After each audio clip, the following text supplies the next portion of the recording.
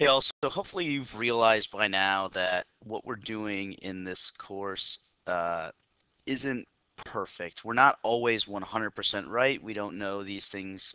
We don't know if we're rejecting or failing to reject during a hypothesis test with 100% confidence. We're just using evidence that we can find based on data we've collected, a sample we've collected. And so sometimes there's errors that occur. And so today we're going to talk a bit about the types of errors that might occur when we do a hypothesis test. So there's two types of errors, type 1 and type 2.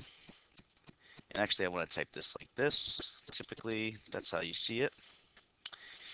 A type 1 error is when the null hypothesis is actually true. So in reality, the null hypothesis is true, but in our hypothesis testing and our sampling and our calculations, we have to decide to reject it. So we don't know what if the null hypothesis is true. If we did, then we wouldn't need a test. But a type 1 error would be if it was actually true and we mistakenly reject it based on our sample. A type 2 would be if the null hypothesis is false, but we fail to reject it. So we didn't find enough evidence against the null hypothesis, but in reality, the null hypothesis is false. Again, there's no way of knowing that. Otherwise, we wouldn't be doing a test, but it's just a possible error that could occur when we're doing a test. So a couple ways to package that. One would be in this little table. So there's two scenarios. Either the null is true or the null is false. And so if you reject the null when it's true, that's a type 1 error. If you fail to reject the null when it's true, that's what you should do. If the null is false and you reject it, that's a good thing. If the null is false and you fail to reject it, that's when a type 2 error has occurred. So a good way to maybe remember these is that remember that we're always presuming that the null hypothesis is true. So the first error that would occur would be our null hypothesis being true, but we reject it. So we always go into a test presuming the null is true. We presume innocence. And if we reject that when we shouldn't, then that's the type 1 error.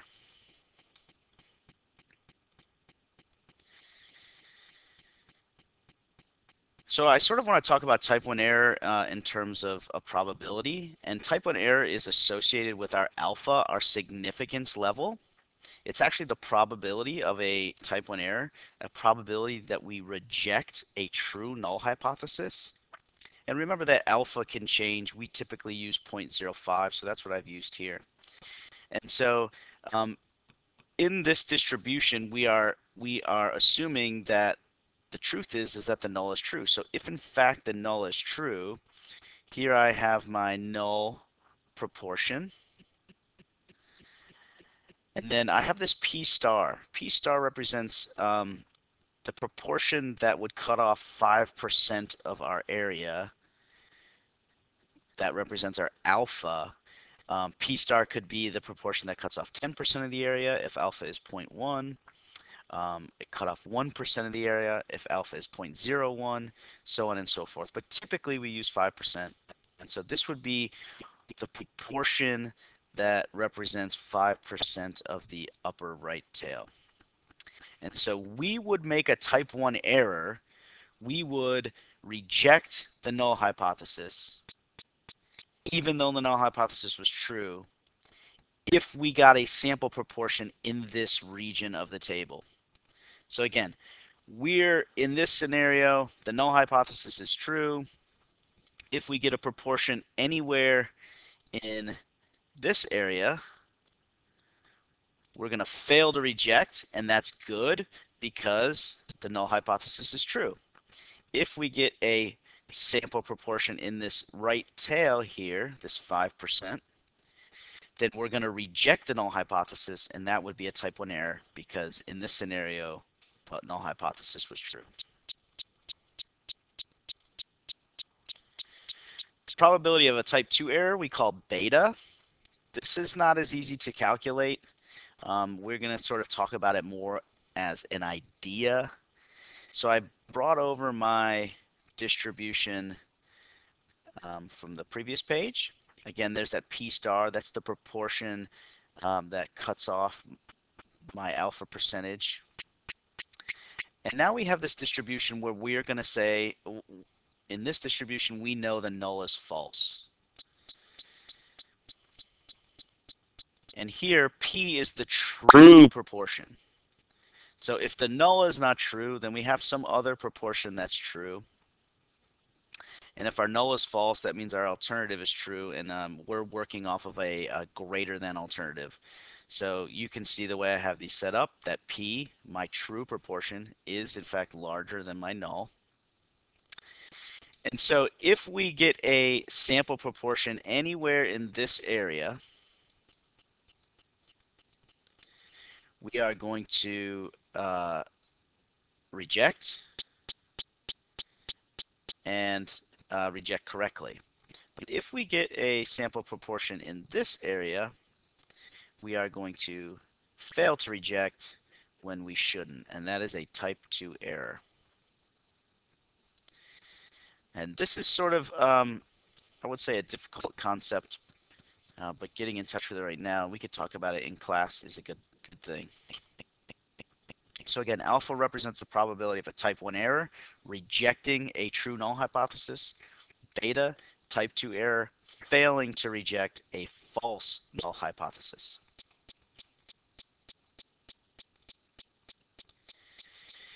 So we're going to run through a couple scenarios here where we decide whether or not a type 1 or type 2 error was made. Again, a type 1 error, we're rejecting a true null. A type 2 error, we're failing to reject a false null. So take a second and read this scenario and we'll decide what has happened. So this bank is performing this hypothesis test with a null of 0.3 and a alternative greater than 0.3, and then later on they find out somehow that actually 28% of customers were enrolled on their website. And so they rejected the null hypothesis, which means they believe that the proportion is greater than 0.3. Here they find out it's not greater than 0.3. And so they've falsely rejected a null hypothesis, a true null hypothesis. So that is a type 1 error.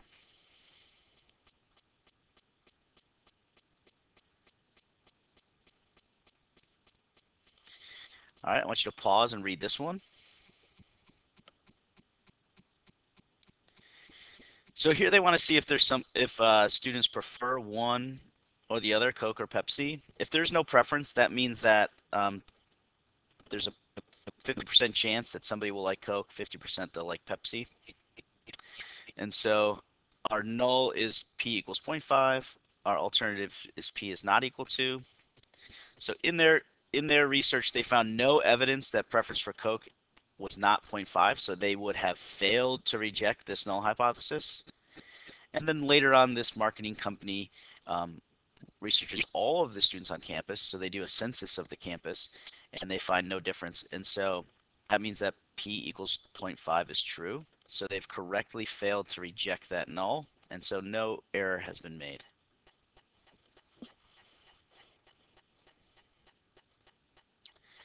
And one more to do. Go ahead, pause here and read through this one.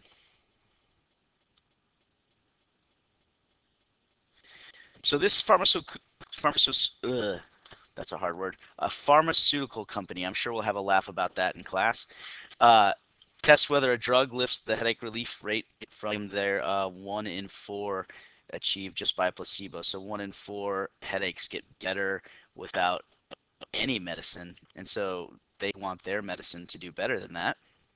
And so they take a sample, and with that big p-value, they decide they needed to fail to reject the null hypothesis. So our null hypothesis is that p equals 0.25, and our alternative would be p is greater than. So then they do some more testing, and they find out that it actually relieves headaches at 38%. So with their original test, they would have failed to reject the null hypothesis because that p-value was so large, even though they found out in the future that the null hypothesis was not true, their alternative was right, And so failing to reject a false null is a type 2 error. All right, y'all, more practice on this together in class for sure, and you'll get it down. So one more thing we want to talk about is the power and the effect size of tests. So the power of a test is that we correctly reject a false null hypothesis. If we want to connect this back to our jury trial, the power is the ability to correctly send a guilty person to jail. So remember, our null hypothesis in that scenario is that the person is innocent, and if we reject that, the power is our ability to do so correctly. In equation form, it's 1 minus beta. So the power is 1 minus the probability of a type 2 error failing to reject a false null. So beta is the probability we fail to reject a false null. So if we subtract that, it gives us the probability that we correctly reject a false null. And the effect size is the difference between what our null hypothesis value is and what the true value is. Again, we wouldn't be doing a hypothesis test if we knew the true value. And so it's difficult to determine what the effect size is unless we can find out what the true value is. So let's look at both of those things in picture form. So I'm going to bring this picture back. And I talked about the type 2 error probability here. Under this curve is 100% of the data, and so the power is everything that is not the type 2 error portion. So over here is where we would correctly reject a false null hypothesis, and that represents the probability or the power of our test. And so there's some ways to increase the power because you want to be able to reject a null hypothesis correctly, and we want to reduce that type 2 error. So we could increase alpha, our probability of type 1 error, so the probability that we reject a true null hypothesis. So if I look at this line here, and this isn't going to totally work because my shadings aren't going to move. But if I look at this line, I'm going to get it right here eventually. There we go. And if I were to move this to the left, essentially increasing the area or my alpha, I'm increasing my probability of a type 1 error, but I would be simultaneously decreasing the power of my decreasing my probability of a type 2 error and increasing the power. And that's okay if you're comfortable with a type 1 error. You could also increase the sample size. When you increase sample size, these curves, they get more compact, the tails get smaller, and so these areas on the end will get smaller. And so a type 2 error will reduce and the power will increase. You could reduce variability. That's not really in our hands. The less variability there is, again, the more compact that distribution is, the smaller the tail, the smaller the percentage in that tail.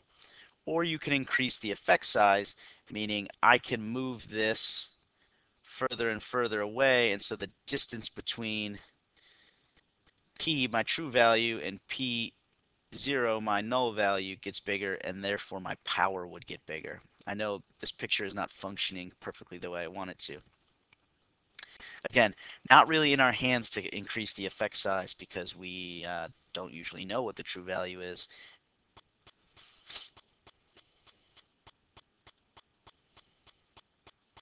So let me do one example quick about error, what it means in context of a scenario, and power as well.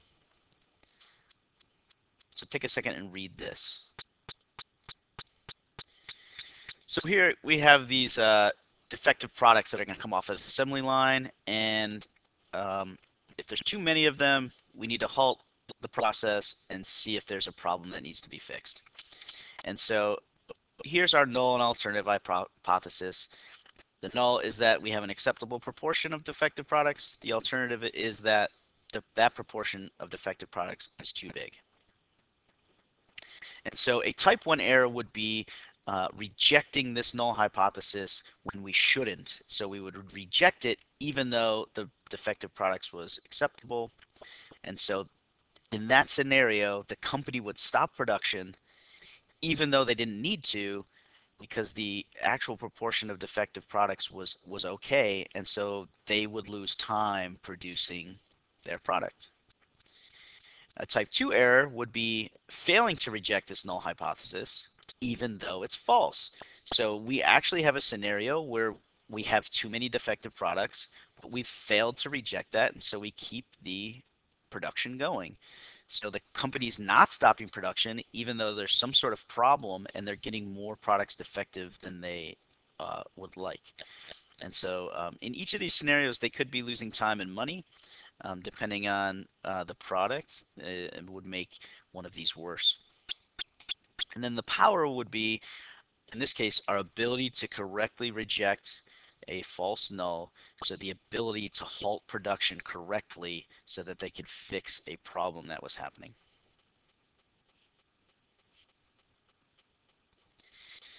Okay, and the last thing I wanted to say, we obviously don't want to make an error, so the best way to avoid that, or to do our best to avoid that, would be to increase the sample size. As you increase the sample size, that curve, that normal curve, gets more narrow. The tails get smaller. There's less area in those tails where we have the error represented. And so we can reduce the error in that way. Lots going on in this lesson, not a lot of math happening, but a lot of conceptual things. And so it's okay if you don't understand it perfectly. It's okay if you don't understand it at all. Just make sure that you come to class with an open mind and your questions.